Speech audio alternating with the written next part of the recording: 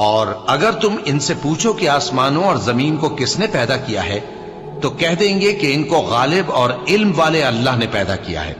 جس نے تمہارے لیے زمین کو بچھونا بنایا اور اس میں تمہارے لیے رستے بنائے تاکہ تم راہ راست پر چلو، اور جس نے ایک اندازے کے ساتھ آسمان سے پانی نازل کیا، پھر ہم نے اس سے مردہ زمین کو زندہ کیا،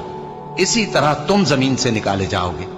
اور وہی ہے جس نے سب چیزوں کے جوڑے بنائے اور تمہارے لیے کشتیاں اور چوپائے بنائے جن پر تم سوار ہوتے ہو تاکہ تم ان کی پیٹھ پر چڑھ بیٹھو، اور جب اس پر بیٹھ جاؤ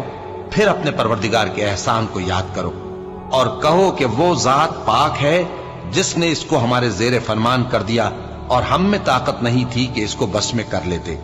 اور ہم اپنے پروردگار کی طرف لوٹ کر جانے والے ہیں۔